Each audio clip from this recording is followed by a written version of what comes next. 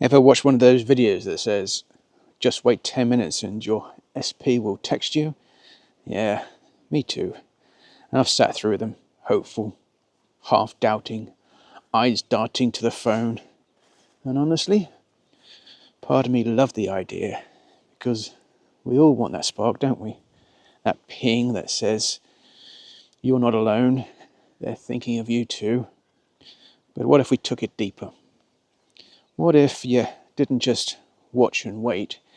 What if you became the version of you who already receives the text? What if this wasn't about hoping at all, but embodying? Today's not a trick, it's a transmission, so settle in. Let's be real, shall we? Manifesting isn't about forcing the universe. It's about becoming the version of you who already lives in the reality you desire. Neville Goddard once said, assume the feeling of the wish fulfilled, not the idea of it, the feeling. It's about you, the version of you who knows you're lovable, worthy, safe to be chosen, and open to receive. So let's begin there. But before we go deeper, if you feel this is already landing, like, subscribe, or just stay with me. What's coming may shift something. Let me tell you about something personal. There was a time I held back everything. I held back everything I wanted to say. I waited for the right moment, the perfect sign, but that version of me was always waiting until I shifted, until I sent the message I needed to say, not to them, but into the universe, into myself. It was like finding that old heart-shaped cushion I thought I'd lost. It came back, it was warmed by light. That message was never wasted. It came back to me in energy, in feeling, in new form. And actually, here's that heart even now. I carry it almost everywhere with me. Sometimes you don't get the old love back. You get the version of love that matches who you've become. Now, I want to share something I heard in an interview with Bashar. Something that really struck me and stuck with me. It's called the threshold of believability. Let's say you want something big. Maybe SP texting you. Maybe full reconciliation. Maybe a life together, marriage, family, etc. So ask yourself a simple question. Could this happen? Could you manifest it in 20 years? Most people would jump and say, yeah, sure, no problem. Okay, 10 years, still yes. 5 years, maybe. 1 year, And right there, in those hesitation moments, is the edge of your belief system. That's your threshold. That's the version of your body that doesn't yet believe. Bashar, he said, find the belief that makes you think it has to take that long, and let it go. A lot of people speak about this. Like Neville Goddard spoke about it too. He said, your assumptions harden into fact.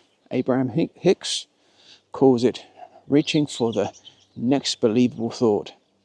And even in cognitive behavioral therapy, we're taught that if a belief triggers dissonance, it won't take root. So we work at the edges, building bridges.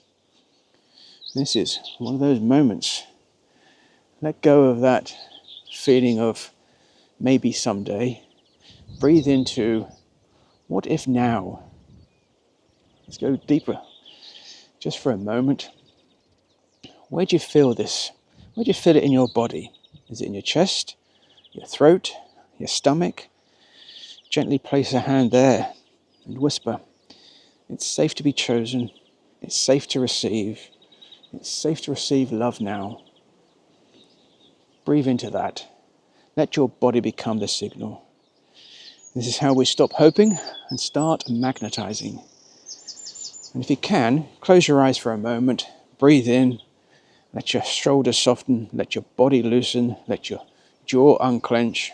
You're safe.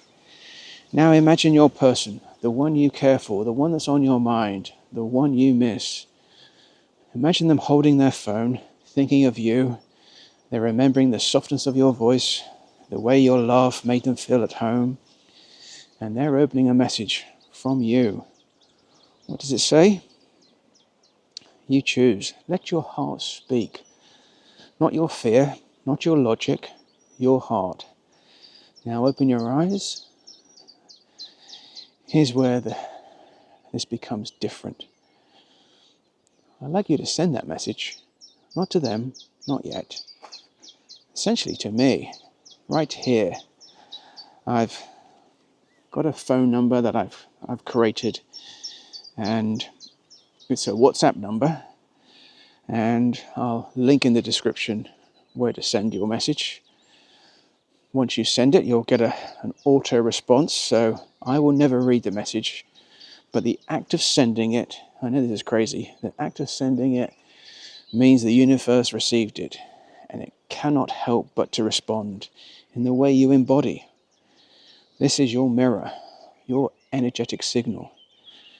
You're not just typing words, you're choosing a timeline. You're saying to the field, this is the version of me who already has what I desire. So pause the video if you need to, type it, breathe, send it. So what happens now? Maybe you'll get the text, maybe you won't. But here's the deeper truth.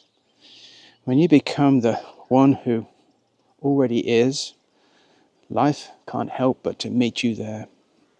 Because you're not chasing, you're revealing. Let this be your new habit. Send that message. Live the version. Release the need. Let yourself be surprised. You sent the message. You're tuned to the frequency.